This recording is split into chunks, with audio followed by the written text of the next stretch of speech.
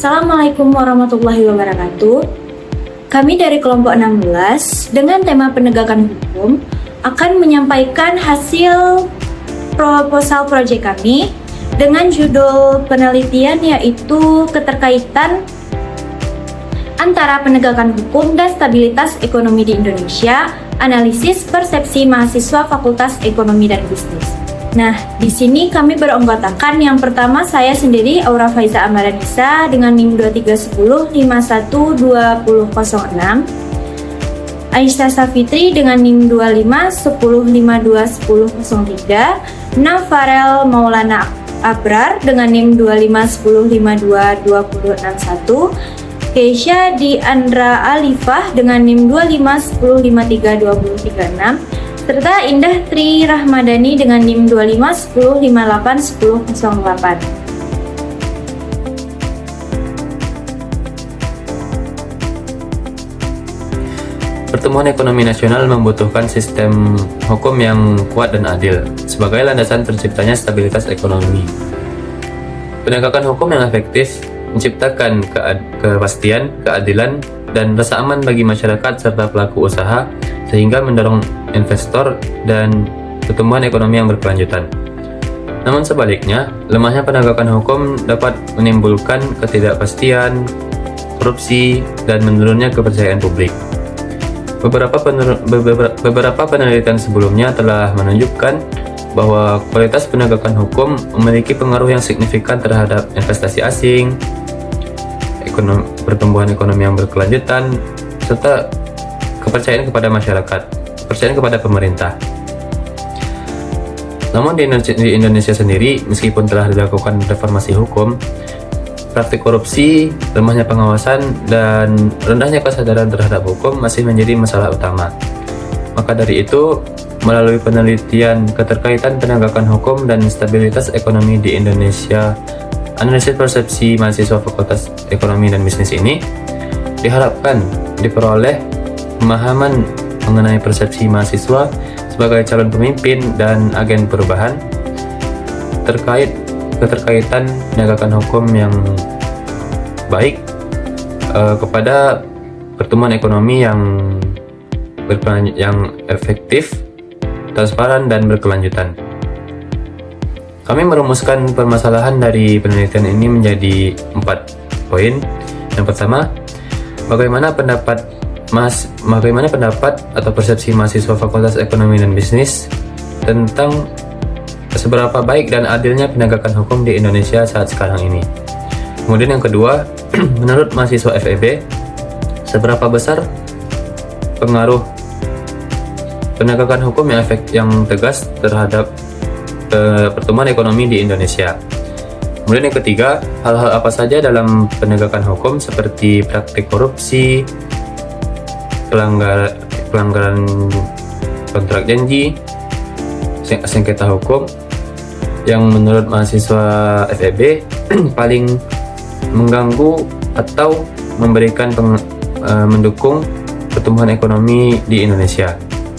Kemudian yang keempat, masukan atau saran dari mahasiswa FEB kepada pemerintah tentang perbaikan penegakan hukum yang berpengaruh kepada kestabilan ekonomi di Indonesia. Baik, sekian dari saya. Assalamualaikum warahmatullahi wabarakatuh. Tujuan dari kegiatan ini, yang pertama, untuk mengetahui bagaimana sih pandangan mahasiswa FEB terhadap penegakan hukum yang sudah ada di Indonesia saat ini. Kemudian yang kedua, untuk menganalisis seberapa besar mahasiswa FEB itu percaya bahwa adanya hubungan timbal balik antara pertumbuhan ekonomi dengan penegakan hukum yang adil dan baik. Kemudian yang ketiga, untuk mengidentifikasi faktor-faktor penting apa saja yang berpengaruh dalam penegakan hukum di Indonesia dan nantinya menurut mahasiswa FEB itu bisa berpengaruh terhadap iklim bisnis Indonesia. Kemudian yang terakhir, untuk merumuskan saran atau rekomendasi kebijakan yang konstruktif yang nantinya ditujukan untuk pertumbuhan ekonomi atau stabilitas ekonomi Indonesia.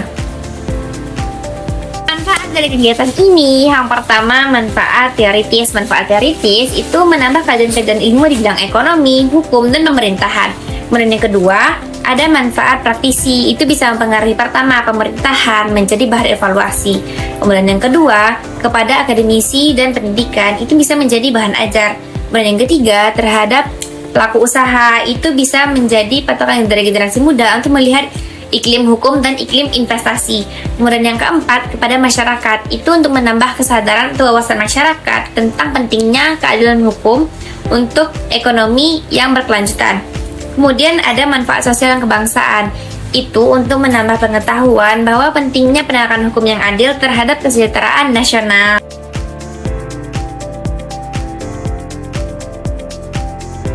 Penegakan hukum merupakan aturan yang harus tegak setiap satu negara, teman-teman semuanya. Karena apa? Jika penegakan hukum itu stabil, maka masyarakat yang ada di negara tersebut akan melaksanakan hukum dengan baik. Jika penegakan hukum itu baik, maka setiap masyarakat itu akan tentram, tidak ada lagi yang namanya krisis ekonomi, tidak ada lagi yang namanya kekerasan, tidak ada lagi yang namanya melakukan tindak-tindak kekerasan yang di luar norma-norma. Kenapa seperti itu? Jika penegakan hukum itu stabil, maka masyarakat akan berpikir, wah, penegakan hukumnya baik gitu kan. Bahwa penegakan hukum itu baik, maka masyarakat akan selalu menaati aturan-aturan yang ada gitu. Baik itu untuk diri sendiri, orang lain, keluarga, dan lain-lain sebagainya. Karena apa? Ketika masyarakat itu merasa bahwa hukum itu berada di tanggung jawab yang baik, maka semua masyarakat akan melakukan namanya penegakan hukum, akan mematuhi semua aturan-aturan, norma-norma yang ada di suatu negara. Maka jika masyarakat itu melakukan penegakan hukum yang baik, maka negara tersebut akan menjadi negara yang aman, nyaman, tentram, dan juga itu bakalan menciptakan juga lingkungan-lingkungan yang baik itu. Tidak ada lagi kayak krisis-krisis yang lain sebagainya.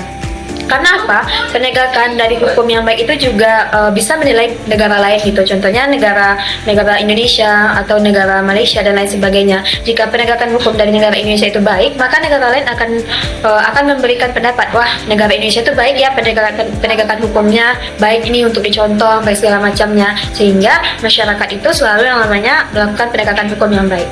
Tentang stabilitas ekonomi. Nah, stabilitas ekonomi ini merupakan kegiatan ekonomi yang berjalan dengan baik dan lancar. Salah satunya ditandai dengan inflasi yang terkendali.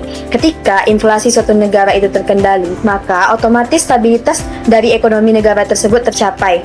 Seperti orang lain menilai kita, ketika inflasi dari negara kita ini terkendali, maka orang akan menilai berarti jika inflasinya itu terkendali, maka maka negara tersebut memiliki stabilitas ekonomi yang baik. Tetapi sebaliknya, jika inflasi itu tidak terkendali, maka bakalan dinilai bahwasannya negara tersebut tidak memiliki stabilitas ekonomi yang baik gitu. Itu adalah dari segi inflasi yang ada gitu. Selanjutnya itu dari segi penganggurannya. Ketika suatu negara memiliki pengangguran yang banyak, tidak memiliki lapangan kerja yang luas, sehingga banyak orang yang mengalami yang namanya kriminalitas, kekerasan, dan segala macamnya, itu sangat-sangat berpengaruh kepada stabilitas ekonomi suatu negara. Bagaimana negara tersebut dikatakan stabilitas ekonominya baik, sedangkan di negara tersebut masih banyak yang namanya orang banyak pengangguran, banyak lapangan pekerjaan yang tidak ada gitu, sehingga orang itu banyak yang kelaparan, banyak yang menjadi kriminalitas, banyaknya kekerasan yang ada di mana-mana, sehingga membuat negara tersebut tidak aman dan tidak nyaman gitu. Bagaimana tidak? Bahwasanya setiap kegiatan itu ada kekerasan, setiap itu tuh ada yang namanya tidak adanya lagi kebaikannya gitu. Jadi setiap orang itu memiliki yang namanya sisi baik dan sisi buruknya. Ketika stabilitas ekonomi itu baik dan lancar, maka tidak ada lagi yang namanya kriminalitas atau ketidaknyamanan dari suatu lingkungan gitu. Nah, selanjutnya juga bakalan istilah namanya tuh bakalan memberikan kepercayaan kepada suatu perusahaan gitu, contohnya gitu, menangkap kepercayaan lah istilahnya. Kenapa seperti itu? Ketika stabilitas ekonomi itu baik dan juga tidak ada lagi tidak stabil, maka dia stabil, maka orang lain itu akan percaya dan juga bakalan mau bekerja sama. Contohnya saja seperti ini. Jika perusahaan A dan juga perusahaan B, itu perusahaan A itu meminta investor kepada perusahaan B gitu. Nah, tapi perusahaan B ini melihat si perusahaan A yang minta investor ini tidak memiliki stabilitas ekonomi gitu, maka si perusahaan B ini tuh gak bakalan mau memberikan dananya kepada perusahaan A gitu. Sebaliknya juga seperti itu. Ketika perusahaan A ini memiliki stabilitas ekonomi yang baik, maka otomatis perusahaan B ini bakalan memberikan kepercayaannya kepada perusahaan A gitu. Gitu pun sebaliknya. Jadi ketika kita atau negara itu ingin dipercaya, ingin yang namanya memberikan stabilitas ekonomi yang baik, maka harus memiliki Hubungan antara penegakan hukum dan stabilitas ekonomi sangat erat karena penegakan hukum yang kuat dan konsisten menciptakan rasa aman dan kepastian hukum, sehingga para investor percaya untuk menanamkan modalnya. Hal ini mendorong pertumbuhan ekonomi, meningkatkan produktivitas, dan memperkuat kepercayaan masyarakat terhadap pemerintah. Sebaliknya, kalau penegakan hukum yang lemah, bisa muncul korupsi, ketidakpastian ekonomi, dan turunnya investasi, yang akhirnya akan menurunkan kesejahteraan masyarakat itu sendiri. Jadi, hukum yang adil dan tegas sangat penting untuk menjaga stabilitas ekonomi dan kesejahteraan nasional.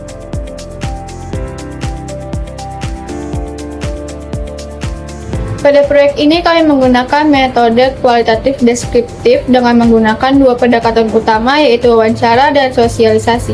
Pada metode wawancara semi-struktur, kami akan mewawancarai beberapa mahasiswa dari berbagai jurusan di Fakultas Ekonomi dan Bisnis Universitas Andalas, dan pada kegiatan sosialisasi, edukasi, dan refleksi, kami akan menggunakan media seperti poster, presentasi interaktif, dan diskusi kelompok, serta menanamkan nilai Pancasila, khususnya sila kelima, yaitu keadilan sosial bagi seluruh rakyat Indonesia. Nah, selanjutnya yaitu lokasi dan waktu pelaksanaan dari penelitian kami. Kami memilih lokasi kawasan Fakultas Ekonomi dan Bisnis karena kami menganggap mahasiswa Fakultas Ekonomi dan Bisnis itu memiliki analisis kritis tentang stabilitas ekonomi yang ada di Indonesia. Bagaimana penegakan hukum berkaitan dengan stabilitas ekonomi itu sendiri, bagaimana isu investasi yang terjadi akibat dari penegakan hukum yang ada di Indonesia. Selanjutnya yaitu lokasi ini kami lakukan di berbagai kawasan Fakultas Ekonomi dan Bisnis, seperti di fakultas itu sendiri ada di Biro Manajemen, Biro Akuntansi ataupun Biro Ekonomi, dan juga D3, dan juga gedung-gedung perkuliahan seperti di gedung A, gedung B, dan juga gedung C. Waktu pelaksanaan yang kami pilih yaitu akhir Oktober ini. Selanjutnya dilanjutkan di bulan November, sekitar kami memilih waktu 4-5 minggu wawancara. Nah, dari situ, melalui pendekatan wawancara ini, mahasiswa tidak hanya menjadi responden pasif, tapi juga aktif memberikan pendapat mereka tentang bagaimana penegakan hukum di Indonesia ini memiliki pengaruh yang besar terhadap stabilitas ekonomi yang ada di Indonesia. Nah, selanjutnya tahap pelaksanaan dari penelitian kami ini, yang pertama itu ada tahap persiapan. Kami sudah menyusun pembagian tugas, list pertanyaan wawancara, serta pembagian kelompok untuk melakukan wawancara. Ada yang nanti di gedung A, gedung B, gedung C, dan di bagian fakultas juga di fakultas D3. Nah, tahapan pelaksanaan lapangan itu ada wawancara. Wawancara ini dilaksanakan di lingkungan FEB pada akhir Oktober hingga November. Tim dibagi menjadi kelompok kecil tadi, dan metode yang digunakan itu semi terstruktur, digunakan agar responden dapat menyampaikan pendapat mereka dengan leluasa, bebas, serta tidak adanya campur tangan dari luar. Nah, tahapan pengolahan dan analisis data wawancara dianalisis melalui deskriptif kualitatif, karena kita menggunakan kita menggunakan data hasil wawancara, maka digunakan deskriptif kualitatif berdasarkan tema seperti yang kita tanyakan nanti, efektivitas hukum terhadap stabilitas ekonomi, isu tentang iklim investasi, serta stabilitas ekonomi itu sendiri yang ada di Indonesia. Nah, tahap yang keempat, yang terakhir, yaitu tahap evaluasi dan penyusunan laporan akhir. Melakukan evaluasi efektivitas kegiatan, refleksi tim, dan penyusunan laporan akhir nantinya.